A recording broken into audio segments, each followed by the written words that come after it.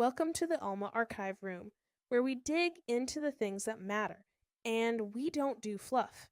You've probably seen the words Project 2025 all over your timeline, on the news, in arguments online, maybe even in conversations at the dinner table. But here's the honest question. Do you actually know what it is? That's exactly what we're going to do today. Walk through it clearly, no spin, no panic, just the facts, so you can form your own informed opinion. Let's watch this quick video to understand. So you've probably seen the name Project 2025 popping up in the headlines, right? But what is it, really? Well, at its heart, it's this massive, nearly 900-page playbook for a potential conservative administration. And to figure out what's actually inside, we're going to do something simple. Go straight to the source. We're basing this whole explainer on the project's own official documents. And when I say the source, I mean this single document. It's called Mandate for Leadership, The Conservative Promise, and it's published by the Heritage Foundation. Now, for our purposes here, we're going to stick strictly to the text. The goal is to explain the plan using its own words, so we're not bringing in any outside interpretation. So, okay, what's the whole point of it? According to the document itself, its purpose is to be the conservative movement's unified effort to be ready for the next conservative administration to govern at 12 noon, January 2025.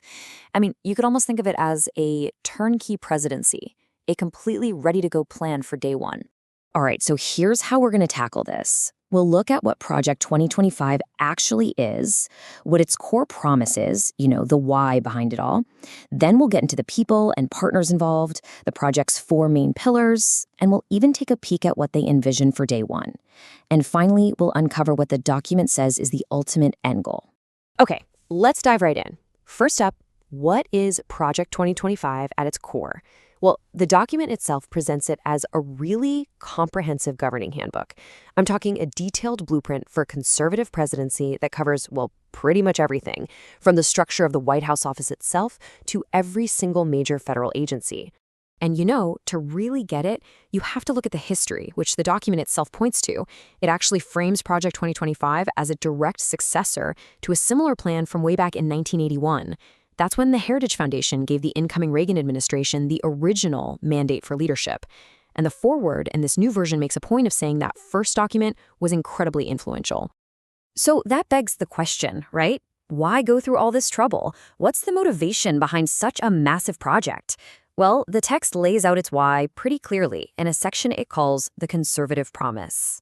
In that section, it outlines 4 really broad promises. First, to restore the family as the centerpiece of American life. Second, to dismantle what it calls the administrative state. And that's a key term we'll come back to, but it basically refers to all the government agencies and the career officials who run them. Third, to defend the nation's sovereignty. And fourth, to secure individual rights. According to the plan, these 4 things are its core mission. Okay, so that's the what and the why, but who's actually behind this whole thing? The document is really clear that this isn't the work of just one group. It's a much broader coalition. In fact, the text describes it as a massive joint effort involving more than 50 different conservative organizations, all led by the Heritage Foundation. It really goes out of its way to emphasize that this isn't just one think tank's idea. They frame it as a movement-wide collaboration, bringing in hundreds of experts, former government officials, and academics. And just to give you a feel for how broad this coalition is, here's a quick look at just a sample of the groups listed on the advisory board in the document. As you can see, it's a who's who of well-known think tanks, advocacy groups, and legal organizations from all corners of the conservative movement. All right, so we've got the who, the what, and the why. The next logical question is how. How does the project actually plan to achieve all this? Well, the whole thing is structured around what the document calls the 4 pillars. And these 4 pillars really are the core of the strategy. Pillar 1, that's the policy book itself, the nearly 900-page document we're looking at. Pillar 2 is a huge personnel database designed to identify and vet conservatives who are ready to serve. Pillar 3 is an online training academy for those new appointees. And Pillar 4 is a super detailed playbook with specific transition plans for pretty much every government agency. And this really highlights a key idea here. This project isn't just about policies on paper. It's very much about people. The text even uses that classic political saying, personnel is policy, to drive the point home. A massive part of the whole plan is creating this pipeline of individuals who are aligned with the project's goals and are ready to step in and serve from the absolute first day.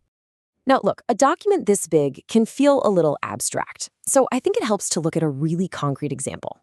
Let's zoom in on the very first chapter, which lays out the plan for structuring the White House office itself. And you can see the level of detail right away. This table, which we've pulled directly from the text, breaks down some of the key White House roles and what their responsibilities would be. For example, it defines the chief of staff as the manager who implements the president's agenda. The staff secretary, they're described as the crucial gatekeeper for all the information flowing into and out of the Oval Office. And to get even more specific, just look at this line about the White House counsel. The plan explicitly states that this person must take seriously the duty to protect the powers and privileges of the president from encroachments by Congress, the judiciary, and the administrative components. That single line really illustrates a very, very clear vision for executive authority. Okay, so this brings us to the big picture. We've seen the policies, the personnel plans, the strategies, but what does the document say is the single overarching goal of Project 2025? What's the end game? Well, the text doesn't beat around the bush. It states its end goal in really blunt terms. It says, the mission is to assemble an army of aligned, vetted, trained, and prepared conservatives to go to work on day one to deconstruct the administrative state. So to break down that system of federal agencies and career employees, starting immediately. And all of that leaves us with one final big question. When you take its incredibly detailed roadmap, its pipeline of ready-to-go personnel, and its very clearly stated mission to deconstruct the administrative state, the document really pushes you to ask, what would day one of an administration guided by this playbook actually look like?